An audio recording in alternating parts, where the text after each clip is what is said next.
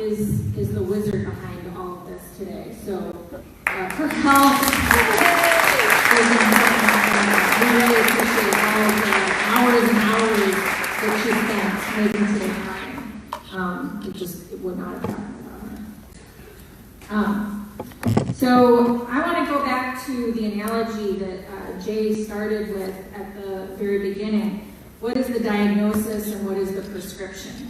Refuse Fascism has argued since December 2016 that what we face is fascism, and that the only solution is massive, sustained, nonviolent protest demanding that his whole regime must go.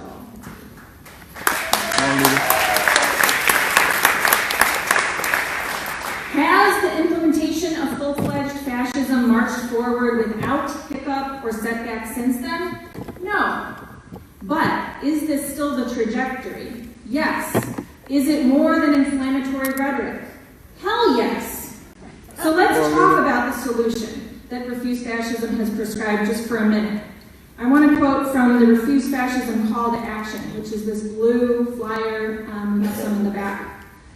Quote, imagine tens of thousands beginning in several cities and towns with marches, candlelight vigils, rallies, students, religious communities, immigrants, everyone with a heart for humanity in the streets and not backing down, growing from thousands to hundreds of thousands and eventually millions.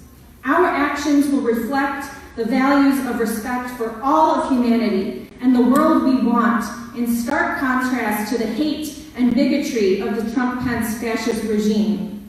The whole world will take heart. This will shake millions awake, with many losing their adjustment to life under this regime. The international credibility of the regime will be undermined.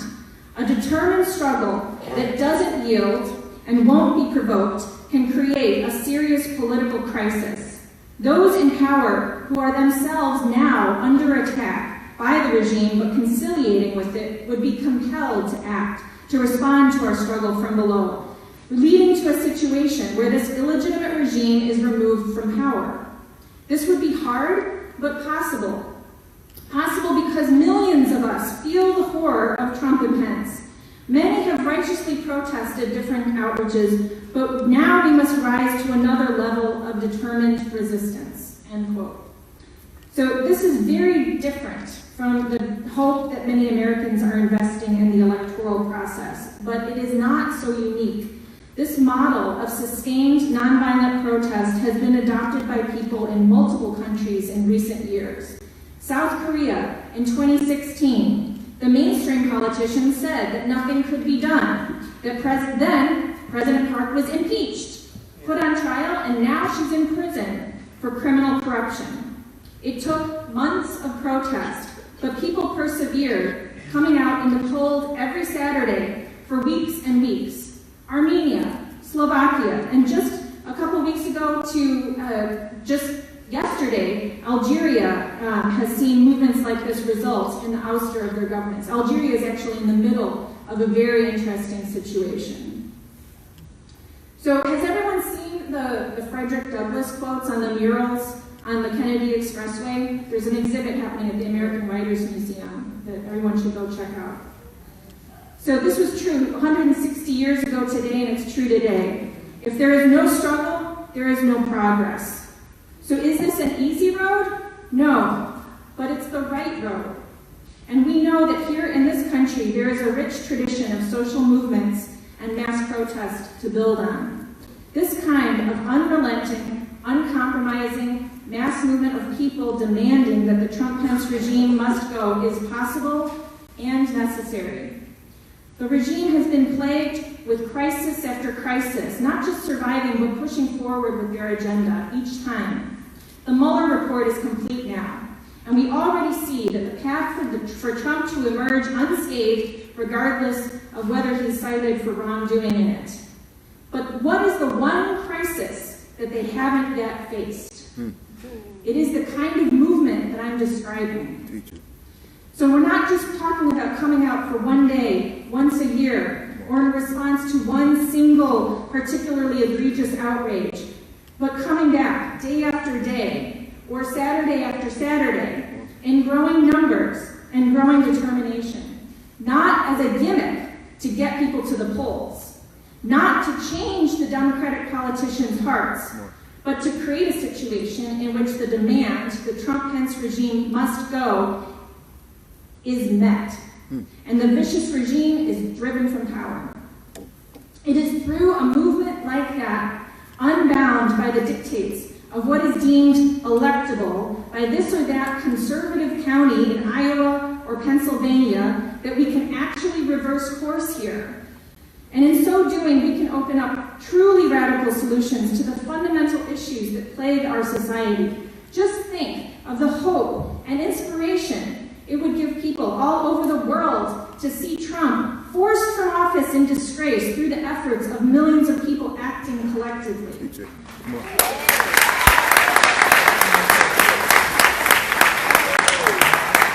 We know the despair that people all over the world feel when they look at this country and they think we're going along with this. What better way to send a message to those billions than to take to the streets in numbers that can't be ignored, saying Trump and Pence must go.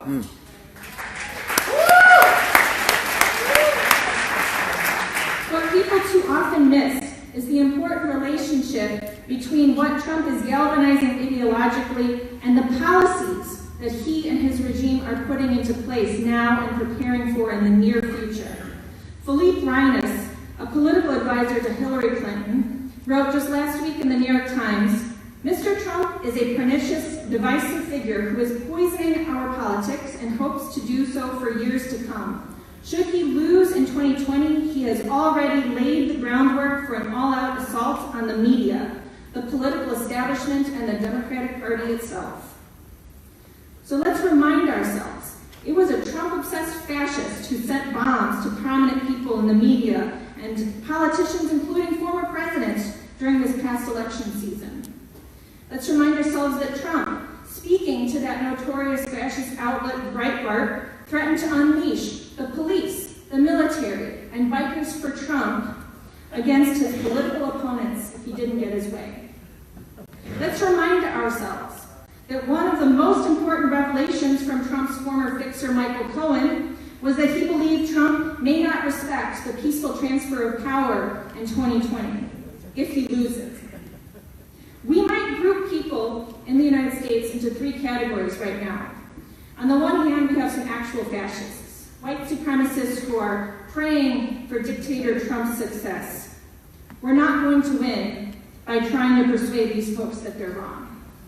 Then we have a lot of people who are going about their lives trying to avoid bad news, and in the process, becoming accustomed to fascism.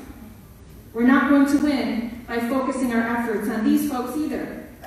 The third group is our people, people of conscience, people seething with anger and fear, people who in significant numbers have been marching and protesting over the past 2 years. But what are we doing right now? By and large, our people are sinking all of their hopes and energies into the next presidential election, which is still many months away. A smorgasbord of Democratic candidates offer to lead us all away from division and back towards normalcy. But if you are comforting yourself with hope that fascism will be stopped by Nancy Pelosi's sarcastic clapping and eye-rolling, snap out of it. Come on, come on. Make the case, Lena. Make the case. By now, we've all heard her say Trump isn't worth impeaching.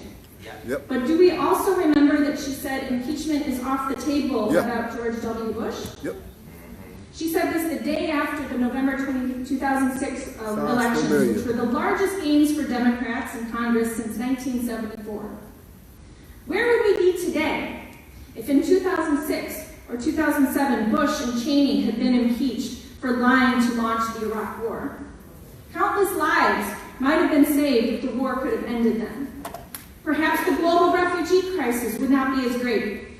Perhaps even future elections would have gone very differently, and we wouldn't have the orange menace in the White House. I say all this to remind people, to remind us, that when people say Nancy Pelosi is playing three-dimensional chess It's delusional. And furthermore, it's delusional to think that this approach of conciliation and refusal to stand up for what's right when it's most urgently needed is going to put a brake on fascism in this country or anywhere. Come on. Friends, our problem isn't division. Teach. It's that fascists are in power and are remaking our society. It's up to us to stop this catastrophe for humanity at the soonest possible time. Teach it. Refuse Fascism is building a movement to get thousands in the streets, leading to millions. How are we going to get to that point? We need widespread protest. We need book clubs across the country reading Dr. Stanley's book. Forums, meetings, neighborhood groups getting together. Coalitions with people, wonderful people like Sharon Sanders. That's right. We need more and more of the Trump Pence must go signs popping up on lawns all over the place. You can get them back there at the table. We need civil disobedience and disruptive protests and mega marches. But ultimately, we need this demand that Trump Pence must go, taken up by individuals and organizations. That's right. I encourage everyone here today to consider signing up to sustain Refuse Fascism and to help create that base of support for this demand on a national level. Every single penny counts and is needed, and if you're able to sign up, please talk to the people at the table in the back. So no matter where you're coming from politically, if you care about the future for humanity here and all over the world, then you have a role to play in not just taking to the streets with us upon occasion, not just sharing information on social media, but in helping to solve this problem of getting from the point that we're at now to millions in the streets saying that this regime must go. I invite you to be a part of this historic process today, now, and going forward. We'll be meeting, Refuse Fascism will be meeting again next Sunday, and there's details on the flyers that look like this.